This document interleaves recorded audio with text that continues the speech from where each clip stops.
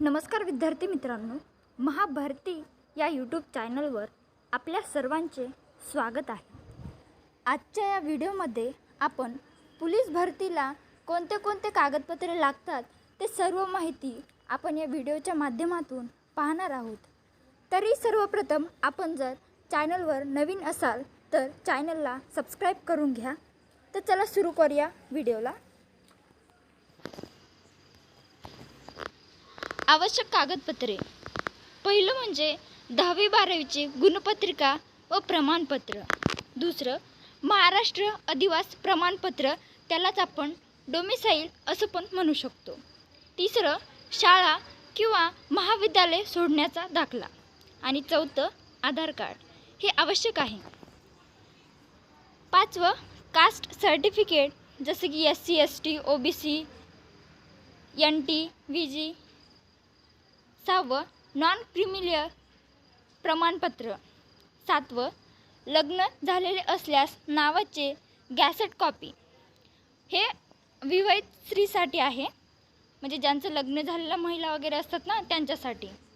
आठवं ड्रायव्हर पदासाठी हलके वाहन चालवण्याचा TR परवाना असावा। आता आपण पाहूया गडचिरोली पोलीस भरतीसाठी अर्ज दाखल करण्यासाठी आपल्याकडे कोणकोणती कागदपत्र तयार असणे आवश्यक आहे ते पण जाणून घेऊया। तुमचा फोटो आणि स्वाक्षरी ऑनलाईन स्वरूपात अपलोड करायची आहे।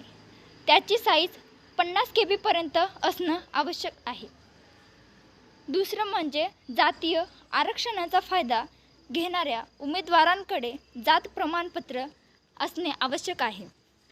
तिसरं MSCIT प्रमाणपत्र किंवा शासनाने संगणक अर्हता म्हणून मान्यता दिलेली परीक्षा उत्तीर्ण असल्याचे प्रमाणपत्र। आणि लेखी परीक्षेला जाताना उमेदवाराकडे एक ओळखपत्र असणं आवश्यक आहे। यासाठी आपण पॅन कार्ड, आधार कार्ड, पासपोर्ट किंवा ड्रायव्हिंग लायसन्स आणि मतदार कार्ड, त्यालाच आपण वोटर ID पण म्हणतो, ते एक सोबत असणं आवश्यक आहे। ओळखपत्र बँकेचे अपडेट केलेले पासबुक, आधार कार्ड। डोमिसाईल प्रमाणपत्र महाराष्ट्राचा रहिवासी असल्याचा दाखला आणि नॉन क्रिमिलियर प्रमाणपत्र। प्रमाणपत्राच्या साक्षांकित छायाप्रत।